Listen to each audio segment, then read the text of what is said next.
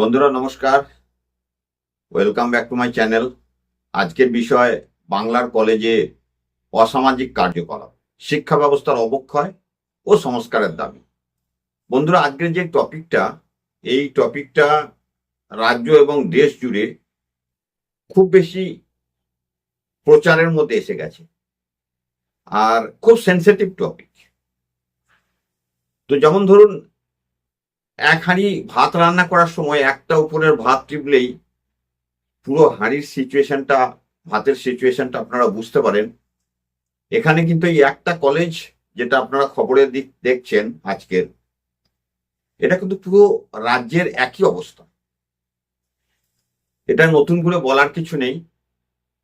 যে কলেজে বই থাকার কথা সেখানে মিলছে অস্ত্র, যে ক্যাম্পাসে ভবিষ্যৎ গড়ার কথা সেখানে চলছে অরাজকতা, যে ঘরে ছাত্রছাত্রী পড়াশুনো করেন, যে সমস্ত ঘরগুলোতে ছাত্রছাত্রীরা পড়াশুনো করবে সেই কলেজের ভিতরেই তৈরি হচ্ছে গোপন কক্ষ, উদ্ধার হচ্ছে অপ্রাসঙ্গিক জিনিস, যেটা আপনারা মেইন স্ট্রিম মিডিয়ায় ছবিতেও দেখবেন। আলমারির ভিতরে প্যাকেট প্যাকেট যে জিনিসগুলো হয়তো আমরা নাম বলতেও লজ্জা বোধ করছি।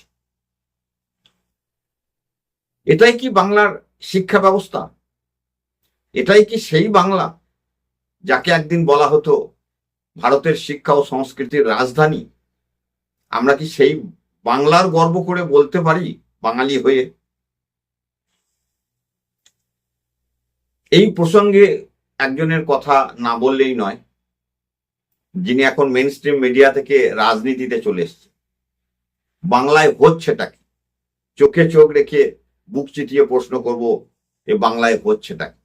সেই হচ্ছেটা কি এখন আমি আশা করব ওই সন্তু পানকে, উনি বিধানসভায় গিয়ে চোখে চোখ রেখে বুক চিতিয়ে এটা জিজ্ঞেস করবেন বাংলায় হচ্ছেটা কি। আর চাইলে আপনার কি করণীয় সেটা আপনার সরকারকে দিয়ে করাবেন। আজকের এপিসোডে আমি সব ডিসকাশন করব। আজ শিক্ষক নিয়োগ দুর্নীতির পর সামনে আসছে ছাত্র রাজনীতি, কলেজ প্রশাসন এবং ক্যাম্পাস সংস্কৃতির অন্ধকার দিক। প্রশ্ন একটাই, এই অবস্থার জন্য দায়ী কে? আগের সরকার, প্রশাসন, ছাত্র ইউনিয়ন, নাকি গোটা সিস্টেম, এন্টায়ার সিস্টেমের মধ্যে ইনভলভ? আজকের ভিডিওতে আমরা আলোচনা করব কলেজে অসামাজিক কার্যকলাপ কেন বাড়ছে, কেন শিক্ষাঙ্গন রাজনৈতিক ঘাঁটিতে পরিণত হচ্ছে এবং নতুন সরকার চাইলে কি কি কঠোর পদক্ষেপ নিতে পারে। এই সমস্ত বিষয়গুলোর উপর আজ বিস্তার আলোচনা হবে। তো প্রথমে বলি বাংলার শিক্ষা ব্যবস্থার বর্তমান অবস্থা। ওই যে আমি বললাম যে একটা ভাত টিপলে পুরো হাঁড়ির অবস্থাটা আপনারা বুঝতে পারেন, ভাতের সিচুয়েশন। আমাদের বাংলায় সিচুয়েশন কিন্তু ঠিক একই রকম প্রত্যেকটা কলেজে। একটা সময় বাংলার কলেজ মানেই ছিল জ্ঞান চর্চা, সংস্কৃতি, বিতর্ক, বিজ্ঞান, সাহিত্য। আজ অনেক কলেজে সেই পরিবেশ উধাও। এখন ছাত্রদের বড় অংশের অভিযোগ ক্লাস নিয়মিত হয় না, শিক্ষকের অভাব, ক্যাম্পাসে রাজনৈতিক দখলদারি এবং প্রশাসনের নীরবতা। প্রশাসন দেখেও না দেখার ভান করে চুপ করে বসে আছে। শিক্ষক নিয়োগ দুর্নীতির ঘটনা সামনে আসার পর সাধারণ মানুষের বিশ্বাস ভেঙে গেছে। আর এই কলেজগুলোতেও ডিন, প্রিন্সিপাল কিভাবে নিয়োগ হয়েছে সেটা নিশ্চয়ই আপনাদের অজানা নয়। যখন টাকার বিনিময়ে চাকরি হয় তখন যোগ্যতা হারিয়ে যায়, আর যখন অযোগ্য লোক শিক্ষক হয় তখন পুরো শিক্ষা ব্যবস্থাটাই ধ্বংস হতে শুরু করে। কিন্তু সমস্যা শুধু এই শিক্ষক নিয়োগে থেমে নেই। এখন প্রশ্ন উঠছে ছাত্র রাজনীতি ও কলেজ প্রশাসন নিয়েও। কলেজে অসামাজিক কার্যকলাপ কেন বাড়ছে তার পিছনের কারণগুলো। আজ বিভিন্ন কলেজে অভিযোগ উঠছে কলেজের ভিতরে অসামাজিক কাজ হচ্ছে। গোপন রুম, যেটা আপনারা খুব ক্লিয়ার ভাবে দেখতে পাচ্ছেন, আর একটা 5 স্টার হোটেলের মতো রুম বানিয়ে রেখে দিয়েছে। সেটা নাকি ঘন্টায় ঘন্টায় ভাড়াও দেওয়া যেত। মাদক, অস্ত্র, কলেজের ভিতরে ইউনিয়ন রুমের ভিতরে অস্ত্র, অপ্রাসঙ্গিক জিনিস উদ্ধার, যেটা আমি নাম বলছি না, বারবার বলছি, আপনারা কিন্তু মেন স্ট্রিম মিডিয়া চ্যানেলে দেখেছেন, ছবিতেও দেখেছেন। সবচেয়ে বড় প্রশ্ন, এগুলো কি একদিনে হয়েছে? একটা কলেজে যদি গুপ্তরুম তৈরি হয়, তাহলে সেটা কি প্রশাসন না জেনে সম্ভব? প্রিন্সিপাল জানেন না? নিরাপত্তা কর্মী জানেন না? স্থানীয় রাজনৈতিক নেতারা জানেন না? সাধারণ মানুষ কি এটা বিশ্বাস করবে, নাকি এটা বিশ্বাস করা সম্ভব? অনেক ক্ষেত্রে দেখা যায় কলেজ ক্যাম্পাস ছাত্রদের নয়, বরং রাজনৈতিক শক্তির নিয়ন্ত্রণে চলে যায়। কেন কি ছাত্র নেতা যার নাম করা হচ্ছে তার বয়স অ্যাবাভ 60, আর ওনার ছেলেও ছাত্র নেতা, উনিও ছাত্র নেতা, ছেলেও পাস আউট। আর যার সঙ্গে রিলেশন বলা হচ্ছে ওই বয়স্ক ছাত্র নেতা ইয়াং, তিনি নাকি খুব বড় প্রশাসনিক পদে বা আগের সরকারের পদাধিকারী। যেখানে ছাত্র ইউনিয়ন শিক্ষার্থীদের সমস্যা সমাধানের বদলে ক্ষমতার কেন্দ্র হয়ে ওঠে, ভোট হয় না, একতরফা ইউনিয়ন, বিরোধী মত দমন, ভয় দেখানো, এই সংস্কৃতি ধীরে ধীরে শিক্ষাঙ্গনকে নষ্ট করেছে। এবার যদি বলি কালো টাকা ও দুর্নীতির অভিযোগ, মানুষ আজ প্রশ্ন করছে কলেজে কোটি কোটি টাকার দুর্নীতি কিভাবে হয়। যদিও কিছুটা সাধারণ মানুষও জানেন, কিন্তু এর ভিতরের সবটা কিন্তু জানেন না। এর শিখর, এর মূল কোথায় পর্যন্ত গিয়ে পৌঁছেছে সেটা হয়তো জানেন না, বা সেটা জানা দরকার। কোথা থেকে আসে এই কালো টাকা? যখন সাধারণ ছাত্র ফি দিতে হিমশিম খেয়ে যায়, তার যে ফিজ সেটাই সে দিতে পারে না, তখন কিছু মানুষ শিক্ষা প্রতিষ্ঠানকে ব্যবসা জায়গা বানিয়ে ফেলেছে, এবং সেই থেকে তারা সোর্স অফ ইনকাম করে সেখান থেকে তোলা তুলছে, কাটমানি, সেখানে ভর্তির জন্য টাকা, অযোগ্যদের ভর্তি করানো, যারা সত্যিকারের যোগ্য অনার্স পাওয়ার তারা অনার্স পাচ্ছে না। আপনারা ভালো করেই জানেন নিয়োগে দুর্নীতি, কন্ট্রাক্টে দুর্নীতি, কলেজ ফান্ডে দুর্নীতি, ছাত্র ইউনিয়নের নামে তোলাবাজি। এই অভিযোগগুলো বহুদিন ধরেই মানুষের মুখে মুখে।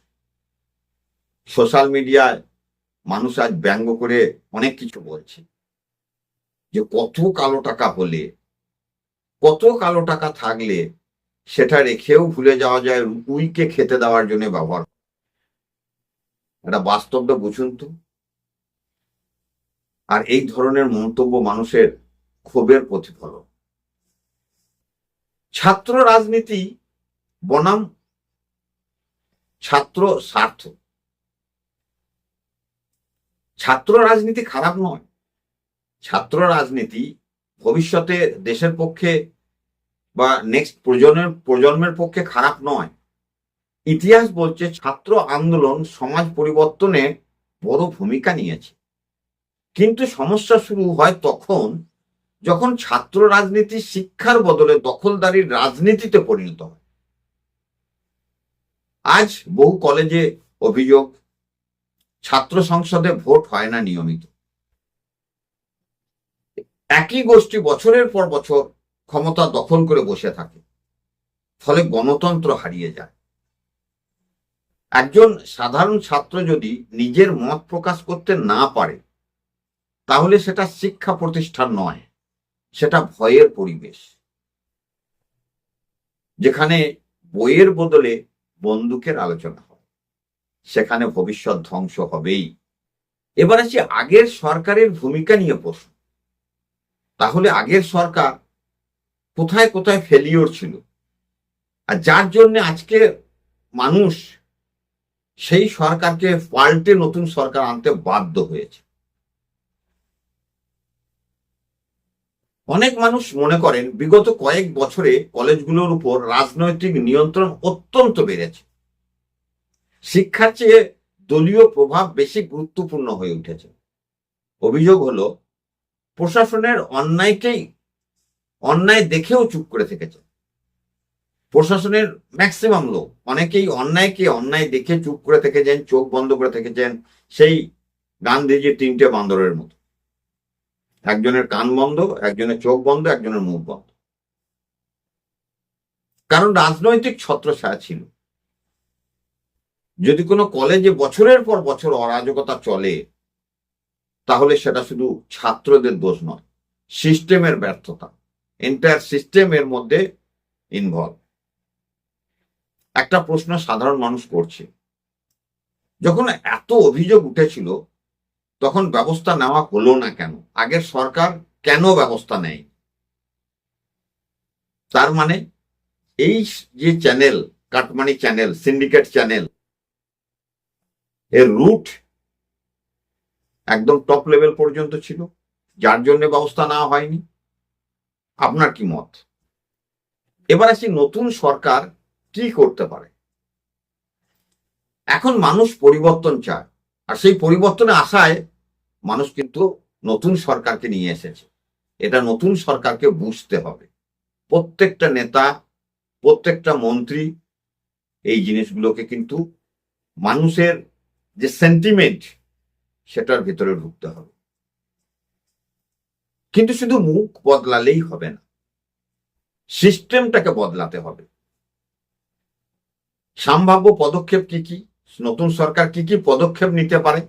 সমস্ত কলেজে স্বাধীন তদন্ত, প্রত্যেকটা কলেজে স্বাধীনভাবে তদন্ত করতে হবে। যেখানে দুর্নীতির অভিযোগ আছে সেখানে নিরপেক্ষ তদন্ত দরকার। প্রশাসনিক অডিট, কলেজের ফান্ড কোথায় খরচ হয়েছে সব প্রকাশ্যে আনতে হবে, ক্লিয়ার কাট অডিট করতে হবে।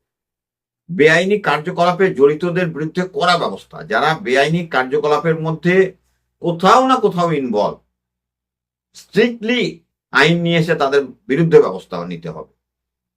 দোষ প্রমাণ হলে রাজনৈতিক পরিচয় না দেখে আইনানুগ ব্যবস্থা নিতে হবে, কোনো রাজনৈতিক পরিচয় নয়। ছাত্র সংসদে নিয়মিত ভোট করাতে হবে। গণতান্ত্রিক পদ্ধতিতে নির্বাচন বাধ্যতামূলক করা উচিত। কলেজ ক্যাম্পাসে সিসিটিভি ও নিরাপত্তা বৃদ্ধি, এটা শুধু বলেই আসছে। আগের সরকার যখন ছিল, আপনারা দেখবেন কলেজ ক্যাম্পাসে কি ধরনের মার্ডার, কি ধরনের অসভ্যতা, নোংরামি চলেছে। তারপরে পরে প্রচুর হাঙ্গামা হয়েছে। কলেজ ক্যাম্পাসে সিসিটিভি জায়গায় জায়গায় লাগাতে হবে, নিরাপত্তা স্ট্রিক্ট করতে হবে, নিরাপত্তা বাহিনীও চেঞ্জও করা হলো। কিন্তু ফল কোথায়? শিক্ষা প্রতিষ্ঠানকে নিরাপদ করা জরুরি, যোগ্যতার ভিত্তিতে নতুন নিয়োগ। এখন বুঝতে হবে নতুন সরকারকে, যারা অযোগ্য নিয়োগ হয়ে আছে, প্রিন্সিপাল, ডিন, টিচার, তাদের বিরুদ্ধে অ্যাকশন নিন। দুর্নীতিগ্রস্ত নিয়োগ বাতিল করে স্বচ্ছ নিয়োগ ব্যবস্থা দরকার। শিক্ষা প্রতিষ্ঠানকে রাজনৈতিক প্রভাব মুক্ত করা। কলেজকে রাজনৈতিক যুদ্ধক্ষেত্র নয়, শিক্ষার জায়গা হতে হবে। সাধারণ ছাত্রের ভবিষ্যৎ সবচেয়ে বড় ক্ষতিকার সাধারণ ছাত্রদের। যে ছাত্র স্বপ্ন দেখে, যে পরিবার কষ্ট করে ফি দেয়, যে মা বাবা আশা করে ছেলে মেয়ে মানুষ হবে, তাদের ভবিষ্যৎ নষ্ট হচ্ছে। বাংলার শিক্ষা যদি দুর্বল হয় তাহলে পুরো প্রজন্ম ক্ষতিগ্রস্ত হবে। শিক্ষা প্রতিষ্ঠান যদি নিরাপদ না থাকে তাহলে সমাজও নিরাপদ থাকবে না। শেষে দু চারটে কথা না বললেই নয়, কলেজ মানে শুধু বিল্ডিং নয়, কলেজ মানে নতুন প্রজন্ম। আর যদি শিক্ষা প্রতিষ্ঠান দুর্নীতি, অরাজকতা ও ভয়ের জায়গা হয়ে যায়, আগামী দিনের বাংলা কোথায় দাঁড়াবে? রাজনীতি থাকবে, মতভেদ থাকবে, কিন্তু শিক্ষার জায়গা কখনো ধ্বংস হতে দেওয়া যায় না। আমি বলবো বুকে আজকে আমি বলবো চোখে চোখ রেখে বুক চিতিয়ে প্রত্যেকটা সাধারণ মানুষের প্রশ্ন করা উচিত, এ বাংলায় হচ্ছেটা কি, যেটা সন্তু পান নেক্সট বিধানসভাতে পড়বে। আপনার কি মতামত? এই কলেজ পরিস্থিতির জন্য সবচেয়ে বেশি দায়ী কে? কমেন্ট করে মতামত অবশ্যই জানান। ভিডিও ভালো লাগলে লাইক শেয়ার অবশ্যই করবেন এবং সাবস্ক্রাইব করতে ভুলবেন না আমার চ্যানেল সোনার বাংলা ভিশন। আজকের পর্ব এখানেই শেষ করছি। জয় হিন্দ, বন্দে মাতরম।